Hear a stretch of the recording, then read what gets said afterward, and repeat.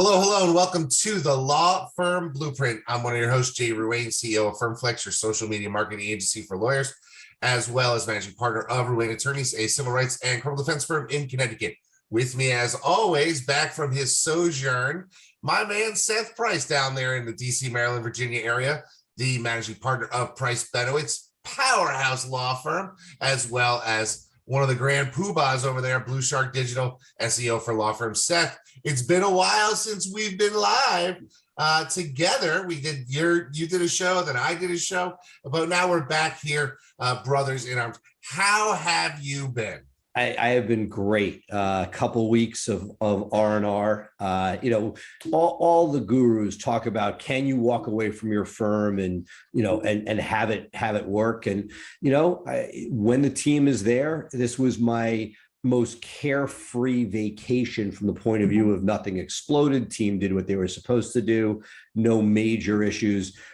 I go back, I don't know what it was, about 8 years ago, and we lost our head of finance, the sort of junior controller position. And, my law partner, Dave, is on the phone with me. I'm paying $3 a minute from some cruise ship 8 years ago. And he's deciding whether or not to hire somebody who had like an armed kidnap conviction for the position. Now, obviously that would not have been a good move, but that's the level that we were at. We were like that desperate. Thankfully, and ironically, the person that we popped in, hired during that vacation is still with us 8-9 years ago later. And it worked out for the good, but it just shows you, when you go away, Murphy's Law, this happened to be a good one. Things were good. And to be fair, we put things in place, whether it be operations, HR, things like that, so that with the right team in place, there was a lot less need for myself. Yeah, one of the things that we deal with often as owners is an inability to break away.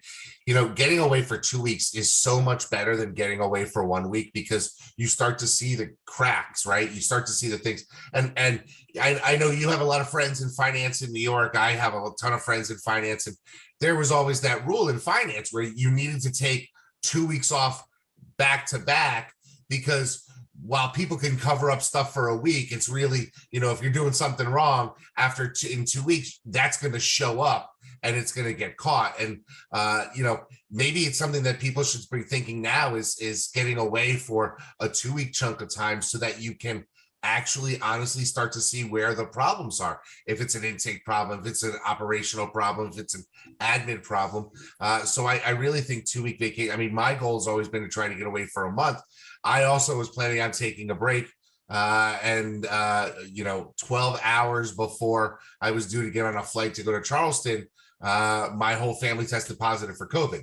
So my vacation week turned into a week in quarantine at my house, which is, it threw me back to 2 years where you can't go anywhere. But this time the whole world was carrying on without us. And so that was a bit of a challenge. I couldn't get into the office. So I worked remotely, but I figured I might as well work. I was here. So, But two things on that. One, what I remember as a baby lawyer was that people would say to me that the 1 week vacation is brutal because you prepare to leave, you set everything up to be handled, then you're gone and you come back and it's hell. With at least 2 weeks, all that effort to get yourself prepared to be out at least has more of a payoff. Yeah, the last couple of years, I always did 2 weeks at the beach with my family, and it was definitely huge. That intervening weekend where you're not having to travel back, you actually start to decompress. And that actually brings me to a point. We didn't really talk about this pre-show, but vacation time for lawyers.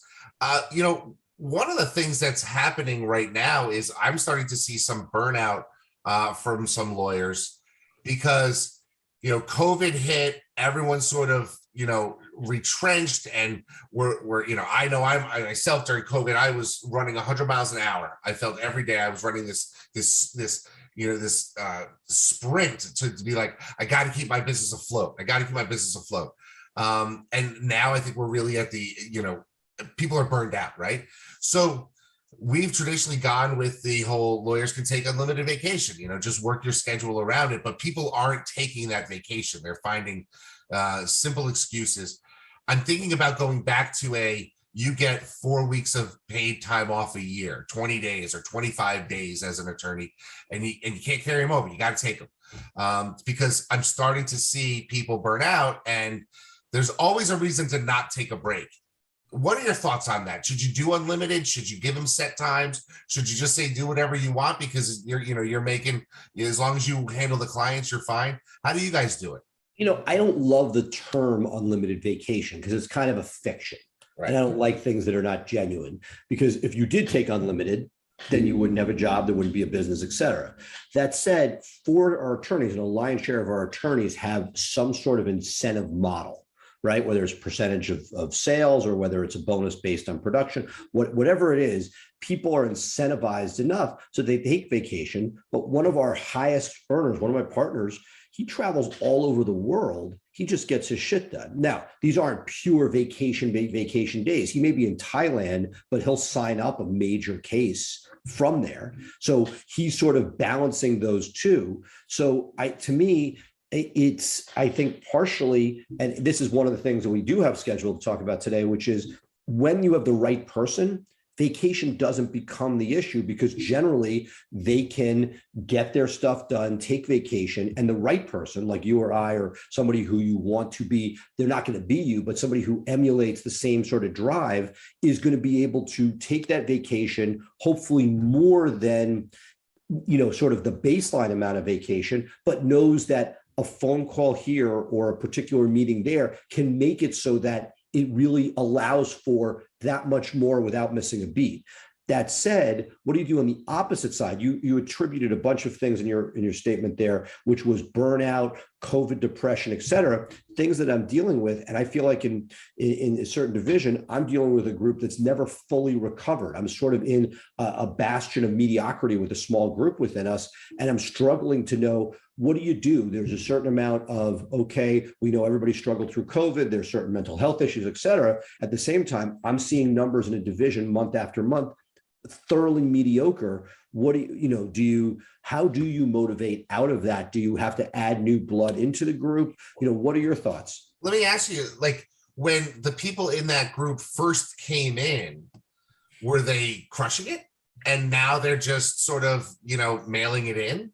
Is that because whenever anybody new starts, there's the excitement of a new job, and the productivity you get out of somebody in their first 6 months will never match what you get for them from 6 months afterwards, I think, because people come in. I don't know if I agree with that. To me, when you have A players and they figure it out. Yeah, but I'm talking about your we're not talking about A players. I mean, A players are always going to be A players. There's a reason why there's MVPs. We had the All-Star game this week for baseball. There are always A players in any business, right? Okay. And a lot of people in our audience are probably former A players for somebody else, and then said, you know what, I'm going to do it myself. But for every Ohtani, there are a lot of grinders in the major leagues, right? There's a lot of grinders out there who don't hit 300. They hit 225, 227. They'll hit 11 home runs a season, have a few errors, but they're not necessarily, making an all-star team. But you need somebody on that bench that's a grinder who's going to play your games, in that respect. And so, can you expect to have a team of all A players? Clearly not. They're truisms, right? Not everybody's going to be you. Nobody's going to care about the business, all of that. But I'm very fortunate that I have 60% of my team that is playing at that A+ level.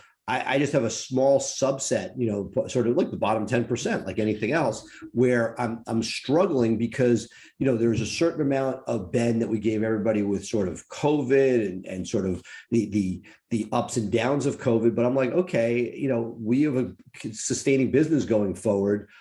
how to motivate somebody out of those doldrums. Okay, taking your analogy, assuming that, or your statement that people, the first 6 months is great and it falls, how do you then at least pretend that you don't want it to continue to go down, which I feel is where I'm at. I started with people that were solid, went to okay, and right now I'm below the Mendoza line on a few people. And, I would cherish the opportunity to lift these people up. And, we did beginning of year sort of goals for them. We've tried to sort of push and pull and do things, but I'm getting frustrated. And this is with a good team in place. I have my numbers in place. I have administrative people in place, and I'm trying to find some way to motivate people who are slipping below the mediocre point in the continuum. Oh, okay. So then here's the next question. I'm in baseball mindset, right? And I know you're a Yankees fan. So you've got essentially a Joey Gallo situation, somebody who performed well with him, in a prior life, when he was with Texas, he was doing much better. Now he's here at Price Benowitz, which is the Yankees of Washington, D.C., Maryland, Virginia, right?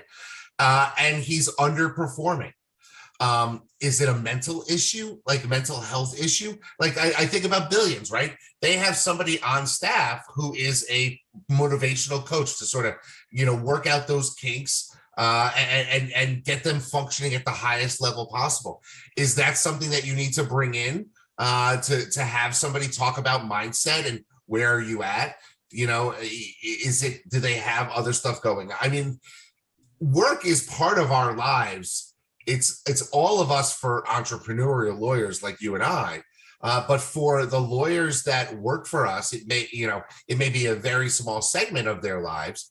If the team is underperforming, can you get into their, into their heads and find out why by using some resources, or do you shake it up and add a player to that? Well, that's you took the words out of my mouth. That is sort of where I'm at, because look, there's the sort of draconian Jack Welch cut the bottom 10% every year, right? And there's a school of thought to that versus, hey, bring somebody in because, there's nothing like somebody who's kicking ass and taking names to sort of push everybody else in that direction.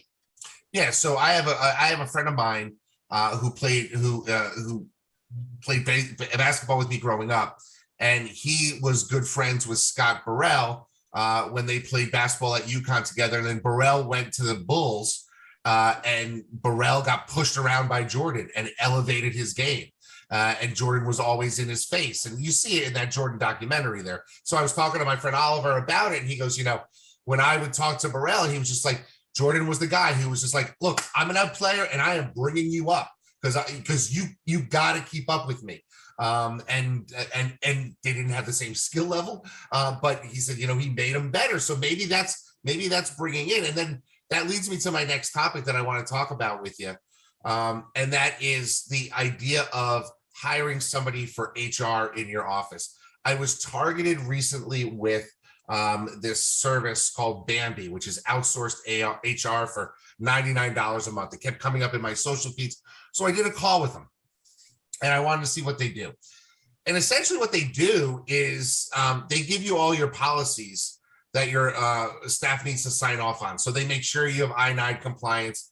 That's not really HR, if you ask me. That is just making sure that your manual is up to date. And so it's a subscription service for $99 a month. And they make sure that everyone signs off on sex harassment and anti-discrimination practices and all that stuff.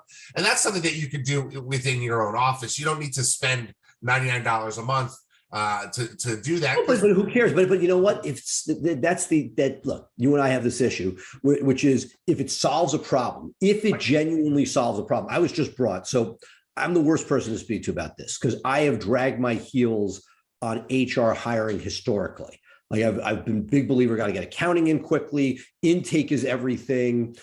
Ops was something I brought to the table, but I always just said, HR, we'll just roll that into ops. And I've done that to my either positive or detriment, for you look at it's a cost center, as opposed to, hey, if there is bandwidth in HR, that person could be the person that helps motivate and sort of figure out what is going on. Now, the problem that I have struggled with is that, very often HR is the secondary thought. So even if you do get it, you end up with a lower dollar person who may not be as powerhouse.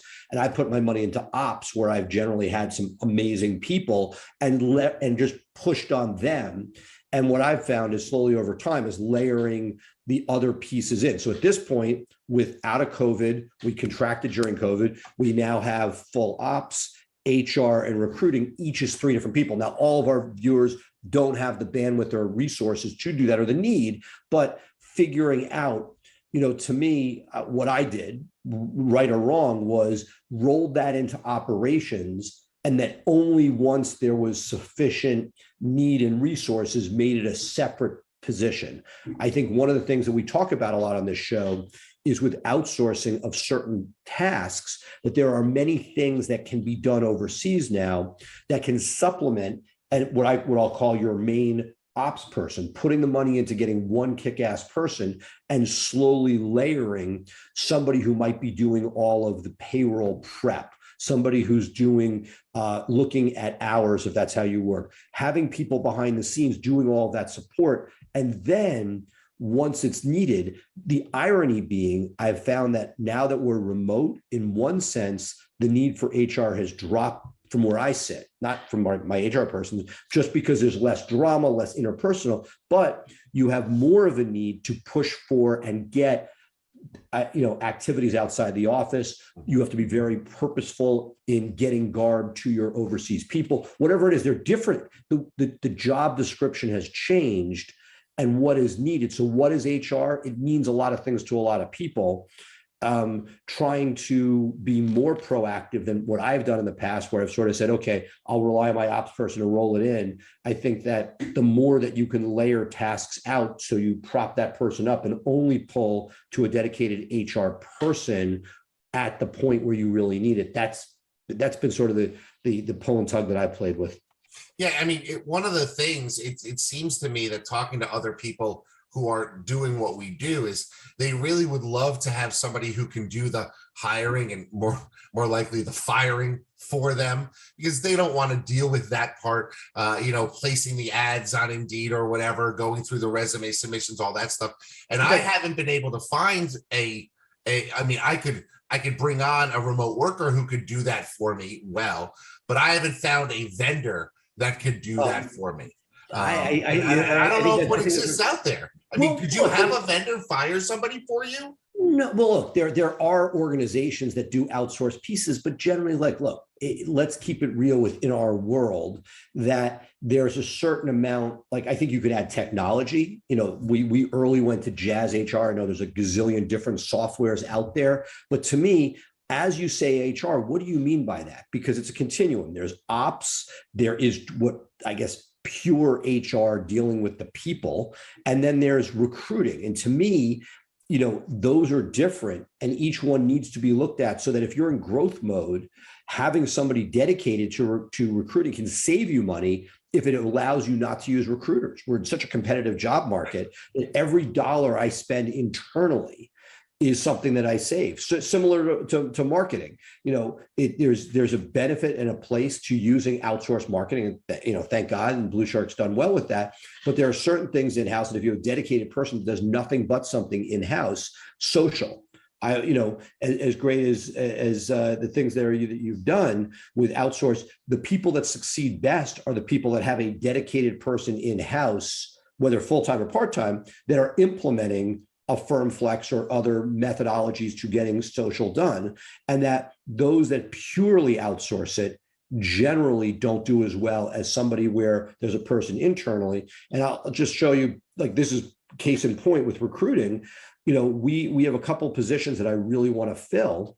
And, one of the reasons I keep internal recruiting is that my theory is that a lot of recruiters are at their core lazy. They go for the lowest hanging fruit to make the most money with the least work, where they're just putting an ad up. So if you put an ad up, we got a person that called in on Saturday. It was presented to us by a recruiter on Monday. They did the same thing we could do. Not that LinkedIn and Indeed are cheap, but by doing that, that meant I got talent that would have cost 25% for the cost of the fixed cost of keeping people. And then I almost used it to keep the recruiters, honest. I want somebody who's calling people I can't call. the Right. theoretical benefit of a recruiter is they can go figure out who's appropriate without pissing off another law firm and figure out how to place somebody for you. But if all they're going to do is place an ad on Indeed, then why are you paying 20, 25 cents on the dollar when you could just literally do this yourself? Again, if you have a very small firm, you need one person different, but for somebody who's in scale mode, to me, that's the place. So I went first from ops to recruiting to sort of a pure HR person. Let me ask you this, and this is something that in today's market, do you think it's wise to just always have a job posting up on Indeed or whatever for a lawyer, a paralegal? Because if you constantly have that up, yes, it's going to cost you money. You can manage your budget accordingly, but you never know when somebody has an A player has a shitty 10-day run at work and says, I want to see what's out there. And then all of a sudden you're getting an application and they wouldn't necessarily, I mean, what do you think about that?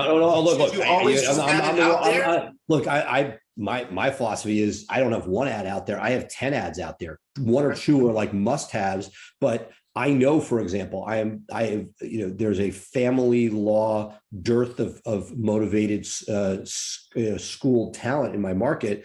I constantly have an ad out there because I know that if I get somebody, it will make me more money. So if you're in a position where, where your operations are such that additional talent makes you money, my answer is you put it out there. Now, a lot of people don't want to scale. Even then, I would argue that if you're a PI shop, I've never met a PI shop where additional solid paralegal talent will not be welcomed and make more money for their shop. Sure. Right? It's very, very rare that I've seen. I'm just using that as an example. For a criminal defense shop that has any volume, a solid player with experience that can come in and allow you, Jay Ruane, to truly take 2 weeks plus off, that is something that once you have any scale at your firm, there's almost always need. And that's why when I started BluShark, I had a sign on my desk. It's an HR play. It's not like the playbook is out there. Yes, there's innovation, but so much of it is managing of great people to produce great results. And therefore, my biggest, in each company, there's a recruiter. And at this point, there are 3 international assistants with that person, one working on international recruiting, one working on domestic, and one is going for the unicorns, looking for that person that could, add a new practice area or, some sort of raise the game. For example, what I talked about earlier, where I need a rock star. Those rock stars don't fall off trees, but if you're always recruiting for it, to me, that is part of the secret to success in the game. Yeah, it's really sort of interesting. I mean, it's almost like we live in really strange times, because pre-COVID, what worked, and your firm was working, my firm was working. What's working now, and I think what the future will continue to work, is significantly different. And we're at a very interesting time in the development of law firms. You see that billboard company Mighty is now doing down Mighty Law, where they're going to partner with local law firms and cut the fees of PI cases. And I know there was some chatter online about something like that. There's definitely some innovation coming into the market. And I think what was successful in the past, what will be successful in the future, is finding those A players, letting them do good things for people. And that's going to keep business coming back and forth. I do have another question for you before we wrap up. I don't want to go too long on this week's show, but I have a question for you, and I wanted to get your opinion on something. So about a year, actually, it's a year ago this week, that we hired our videographer, photographer, and that has done amazing for us. We've crushed sending out videos. Our pictures look great on our website. We're doing some really good stuff on social with what Jake has been able to do. Very happy with that addition. I think, while it doesn't necessarily seen as a profit center, our brand is growing, and we're really pushing out a lot of stuff. So I'm happy with that. So I was thinking recently about giving him a studio. Because right now he basically works out of one of our offices. He comes in, he sets up his lights, we do the videos, then he goes back home and he does that sort of thing. And I was thinking, there are a couple of local areas where there's not a lot of lawyers, but there's a lot of people. The sections of two cities, New Haven and Bridgeport, that are close to us, they have some warehouse space. And I'm thinking, if I got him a studio where his lights were always set up, the chair was set up, and we could just show up there 10, 15 minutes away and bang out videos. He would be great because he would be a lot more effective. He could sit there and upload the stuff right to our editor overseas, right from, and I'm thinking it may be a very productive use of his time and our efforts to build a actual studio, which is mind-boggling to me as a law firm that are going to build an audio video studio. But regardless of that, then I was thinking, well, shit, if I do that, that's technically an office of my law firm. It has a desk, it has a phone, it's got internet access. Could I make that a GMB location? Because, he's going to be working there 40 hours a week. And if people walk up, there's Jake to talk to people. Is it something that I should consider? Okay, a lot to unpack there. First, I'm a big believer, get the GMBs where you want them, not where there's a situation. So to me, I'm all for, because we're going to talk in a second about the video, right? Awesome, amazing. To me, put a GMB where you want to have a GMB that's good for your clients, that's good for you.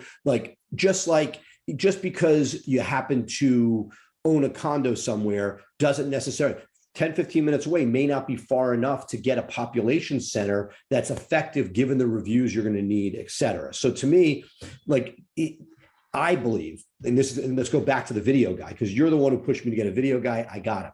I'm glad I did, but it was not a huge success, my first one. I ended up with a person who could shoot video. My FAQ videos were better. The site was better. Some of the videos were better for sending out to clients, still a work in progress.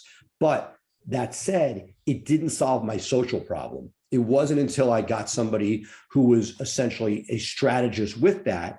But I believe, and what I have seen in my time doing this, is that the secret to success when you do it is proximity.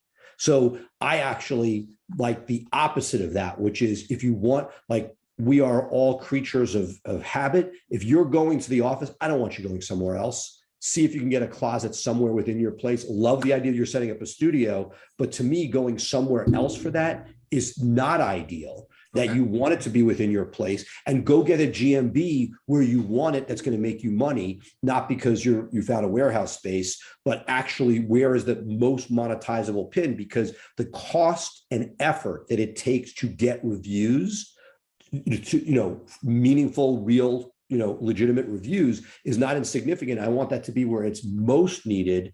And the video piece, I would say, we had a guy came in once or twice a week. It was out of sight, out of mind. The more they're in your face, the better.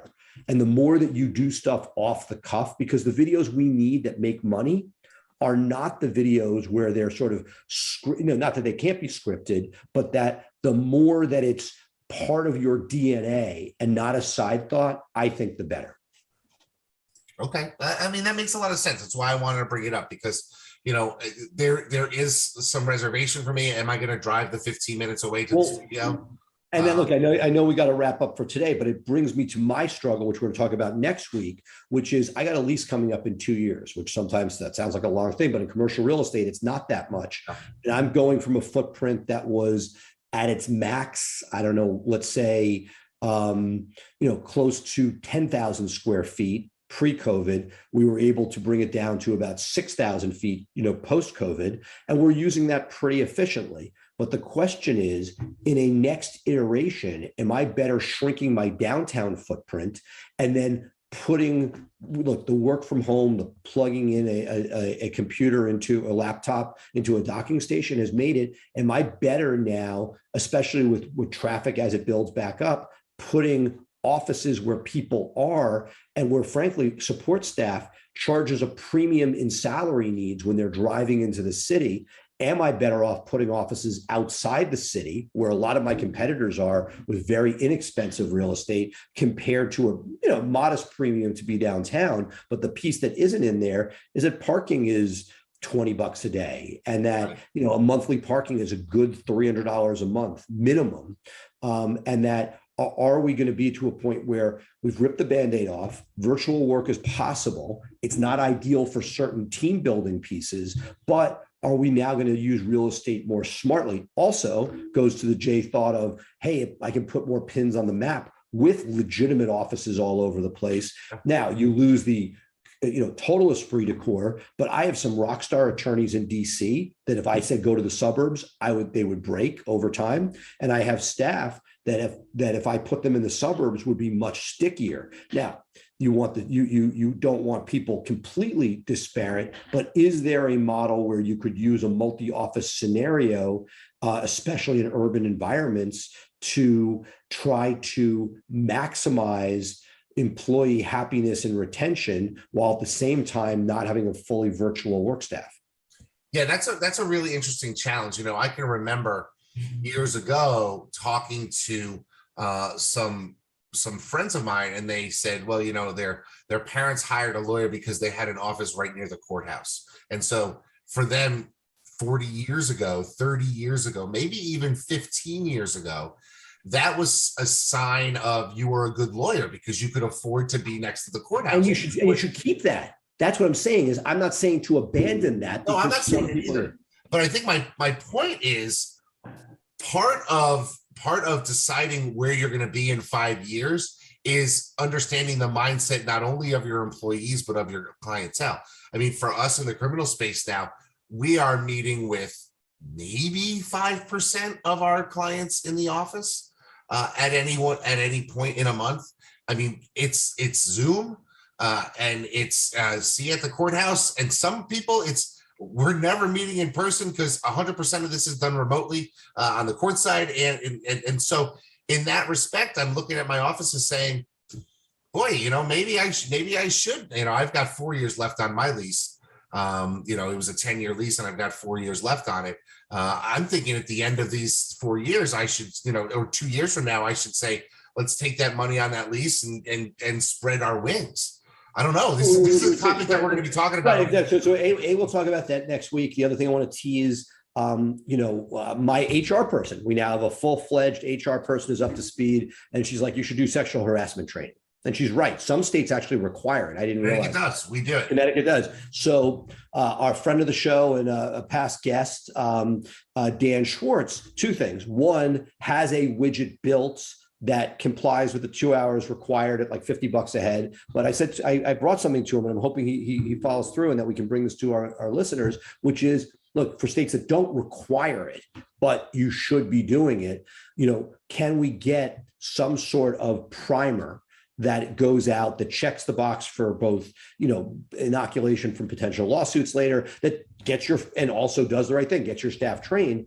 And I'm working with him right now to hopefully bring that to the law firm Blueprint, so that, again, there are many that would spark this. Is my HR person brought me a SaaS-based software, $5,000 that my staff over 3 years could log in and take all sorts of courses, which is great. Maybe we want to do that. But the question is, if the answer is what I really care about is a couple specific trainings, let's see if we can get those. And, when it's required to be 2 hours, God bless and do it. But if it's not required to be 2 hours, let's just make sure that we get something short, sweet, to the point and effective. And hopefully we'll have that for our audience in the future. I love that. And of course, we put that up in the Law Firm Blueprint. And hopefully, if you're listening to this, you're a member of the Facebook group, the Law Firm Blueprint, where you can catch up with myself, you can catch up with Seth, and our 2,000 or so other law firm entrepreneurs that are out there. Be sure to make sure that you are a member of the group. We are posting all sorts of stuff. Last couple of months, we posted all about hiring, managing, firing. We've got some of those policies that are going to be coming up in future weeks.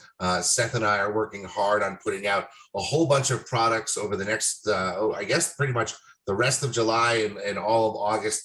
marketing systems, marketing presentations we have given, things that you can plug and play. If you like doing the marketing in your law firm, it's a great opportunity for you to see some of the things that we have done over the years. I've got some stuff about finding your voice on social, how to set up a content calendar, that type of thing. Seth's got some great stuff. We've had Maddie, who did her presentation on maximizing your GMB, and they've got some other videos and other content that we're going to put out there. So that's really what the Law Firm Blueprint is all about, giving you the stuff that you need to build the law firm that you want and live the life you want from the practice that you love.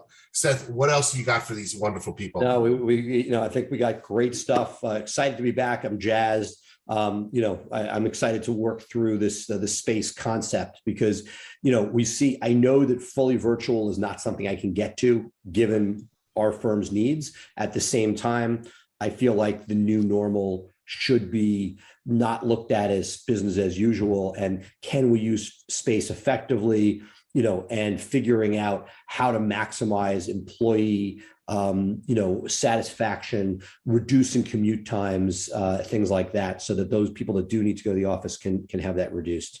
That's awesome, folks. And really, that's what we're all about here. It's all about addressing not only the new normal, but figuring out what the next normal will be and helping you get there faster than your competition. So with that, this is the Law Firm Blueprint. I am Jay Ruane. He is Seth Price. You can catch us every week here live at 3 p.m. Eastern, 12 p.m. Pacific. Be sure to join in. Of course, catch us up on any of the podcast platforms if you want to keep up with the shows on the go. That's it for now. Bye for now.